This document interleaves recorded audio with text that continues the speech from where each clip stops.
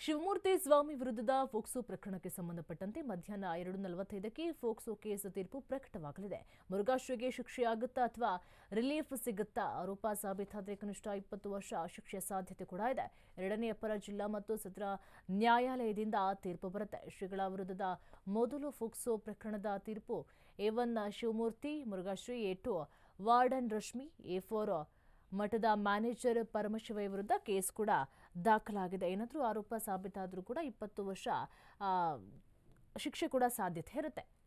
ಹಾಗಾದರೆ ಏನಿದೆ ಪ್ರಕರಣ ಅಂತ ಹೇಳಿ ನೋಡೋದಾದ್ರೆ, ಮುರುಘಾಶ್ರೀ ವಿರುದ್ಧ 2 ಫೋಕ್ಸೋ ಪ್ರಕರಣ ದಾಖಲಾಗಿದ್ವು. ಹಾಗಾದರೆ ಆರೋಪ ಸಾಬೀತಾದರೆ ಖಂಡಿತವಾಗ್ಲೂ ಕೂಡ ಶಿಕ್ಷೆ ಕಟ್ಟಿಟ್ಟ ಬುತ್ತಿ, ಅದು 20 ವರ್ಷ ಶಿಕ್ಷೆ ಆಗುವಂಥ ಸಾಧ್ಯತೆ ಕೂಡ ಇರುತ್ತೆ. ಮಧ್ಯಾಹ್ನ 2:45ಕ್ಕೆ ಫೋಕ್ಸೋ ಕೇಸ್ ತೀರ್ಪು ಪ್ರಕಟವಾಗುತ್ತೆ. ಎಲ್ಲರಿಗೂ ಕೂಡ ಈಗ ಢವಢವ ಶುರುವಾಗಿದೆ. ಬಂಧನ ಆಗಬಹುದಾ ಅಥವಾ ಬಿಡುಗಡೆ ಭಾಗ್ಯ ಸಿಗುತ್ತಾ ಅನ್ನೋದು ಕೂಡ ಕಾದು ನೋಡಬೇಕಿದೆ.